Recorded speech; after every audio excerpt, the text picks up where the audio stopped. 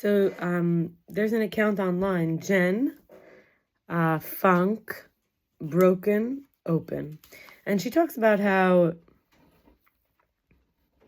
it's JENN Funk, FUNK, and then Broken Open, all one string. This is on Instagram. She says, a man who can't sustain intimacy can do the beginning, which is like pursuit, intensity, the falling part. And he's good at that, even extraordinary. But when it comes to actual exposure, and she doesn't know him well enough yet to see the shame. So the idea is that as she gets closer, she starts to really see him. His system activates because intimacy is exposure. Exposure is where the original wound was created. So the closer she gets, the more his body reads her as a threat. He doesn't consciously choose distance. His nervous system chooses it for him, and she's left wondering what she did wrong when all that happened is that she got close enough to love him. And after that, that for a shame-based nervous system is the most dangerous thing imaginable.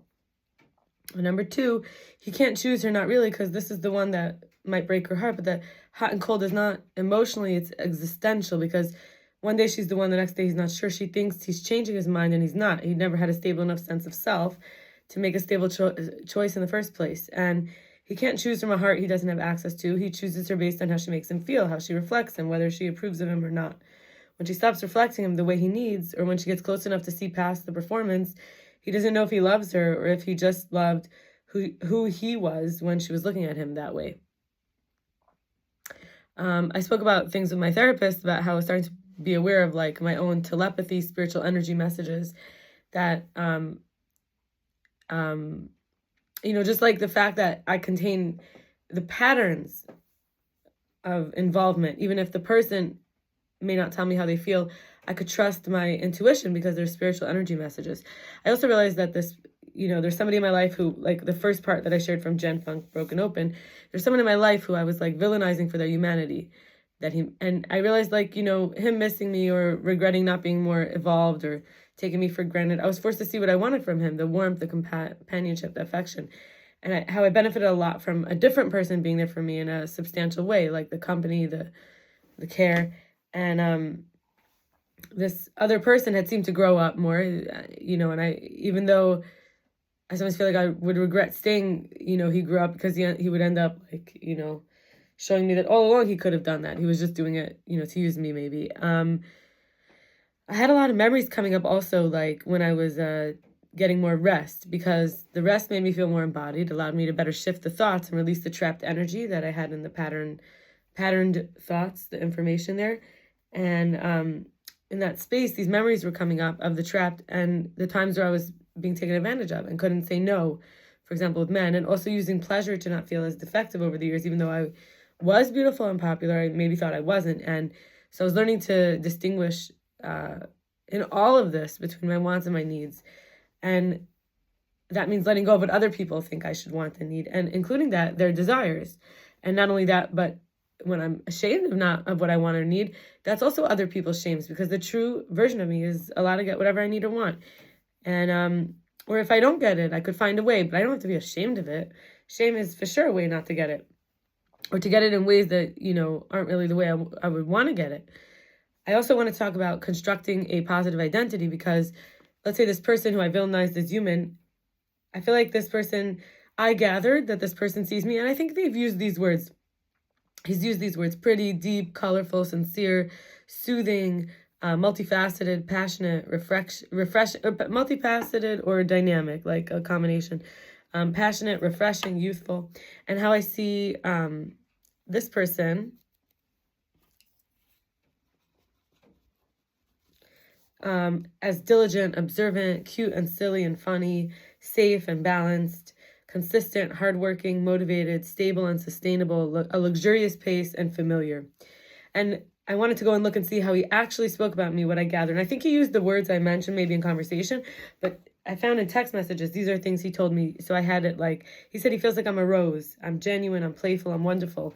I have an open heart, I'm sweet and raw and real and lovable. I'm deserving of love and lovely, attractive, worthy, kind, sincere, a strong protector, and someone who's trustworthy with a family, cute lips. And then I wanted to share a quote from why in all these relationships we really need to keep God in the mix, because if a man is meant for me, or if I'm meant for a man, it's going to come through God who's going to make it happen. Because in my own way or in his way, it can be really, really hard to do so in a human way, because there's got to be, it's two humans trying to figure it out. So, there's a lot of spiritual culture,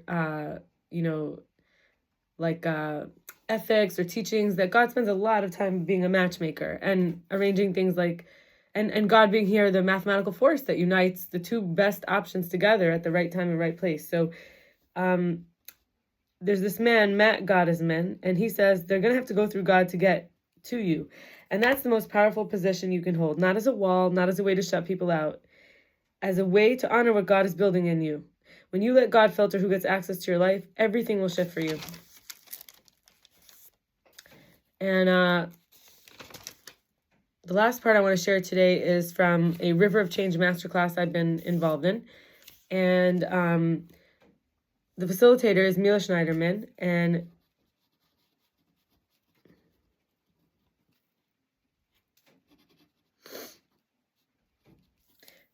so she says, why do we attract a particular reality? This is our electromagnetic field. There are 4 main reasons, she says. 1 is I'm like this now. 2 is I feel guilty for doing this in the past. 3, I'm afraid this will be done to me. And 4, I judge others who are doing this. There's 3 main pressures she talks about. So first is we have to be greater than our environment in order to change our electromagnetic field. The environment is a big part of it. It has pressure. It's like what I've heard called an exposum. It's like everything you're kind of exposed to around you. And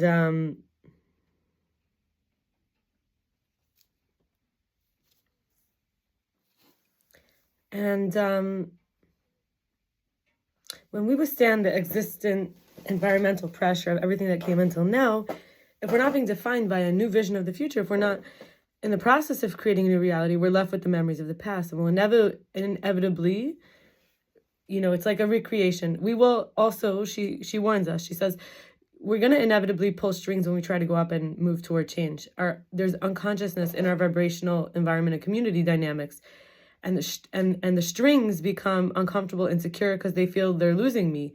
And they're losing my old self. Even our wounds, I believe, could have this, our defense mechanism. So the fear of the unknown makes people commit to staying broken, unhealthy, and familiar, even if newness would bring much better. So we stop a vibrational field of worrying, for example. We choose peace, trust, that script, and we embody it. Instead, it'll affect our close people, even though I can see that by being determined in my choosing and knowing it is correct, it will ultimately bring good, and they'll get the better of me on the other side. So it is worth it to stick it through. And we have the second, which is to be greater than the body. The body automaticity can also resist change because it wants to preserve energy. So it makes our skills go from conscious full attention into unconscious autopilot. The feelings and their chemicals happen automatically also eventually. And to make something go on autopilot from habit to a new state behavior requires effort and energy. And this can lead to withdrawal symptoms when the feelings and chemicals shift, and we have to withstand the program that the body has been telling me what to feel, like whether it's stress, for example, or something else. And we have to be aware of the program for the program to no longer be in control. The body is not going to function as a mind. There's always more possibilities that we never even thought of based on our limited experiences. And sometimes there's symptoms of body resistance. This is when we're tired, fatigue, primitive pain, distracting the self.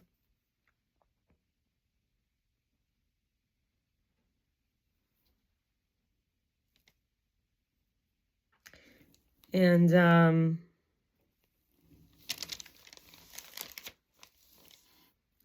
so when the body is no longer the mind, right? The body, we have to remember the body had its own plan, which may not be our plan that we're mentally conditioning ourselves.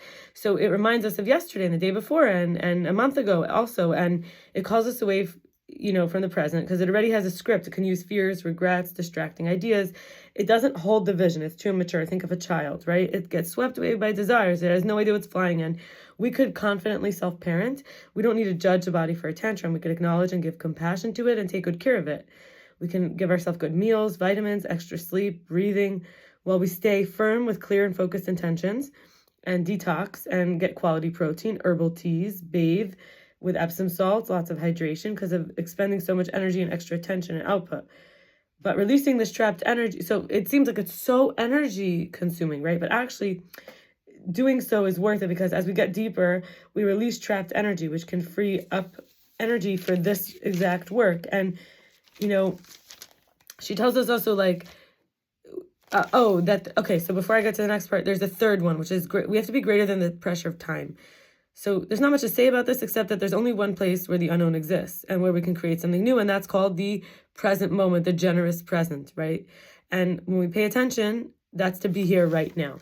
So that's just a practice to keep coming back. Another thing she says is we really want to reclaim the driver's seat, but we don't have to be a mean driver, right? Like if we're coming back from the body to the present, we can dialogue with ourselves and direct and investigate and let go of this, gullus mindset, which is like the exile, dungeon kind of disempowered oppression mindset, that we're either inferior and then, we just let things die, or that it's arrogant if I acknowledge my true powers. This is crooked notion. So she says, there's another thing. How do we keep our electromagnetic field, how do we keep our vibrational electromagnetic field clear?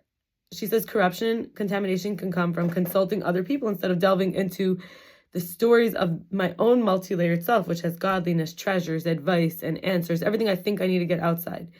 And how can I think greater than this? Like, when we're stuck, we might want to journal. We reach a state of being that is aligned. This would be like, and this would be, referring to those times when you feel maybe stuck or not in the higher thoughts and functions.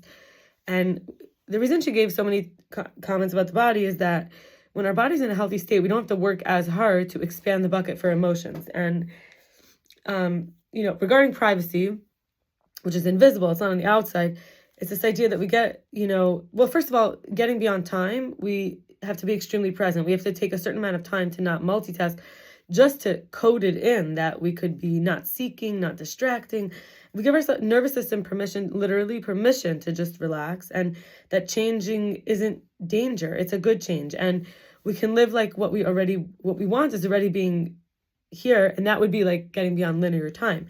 That's how we actually reveal our powers, that it's going to happen. But now, just to wrap things up, she says, privacy is really important when we're doing all of this. I keep saying, I had a teacher who always say that. Anyway, because when we're keeping these private while we're still a sprout, it's like you don't keep taking out, is there roots? Put the seed back in. Is there roots yet? We understand we're on a journey, a new life that is not yet solidified. It's not seen. And we don't keep pulling out the plant to see, right? And other people's outlooks and narratives can be discouraging.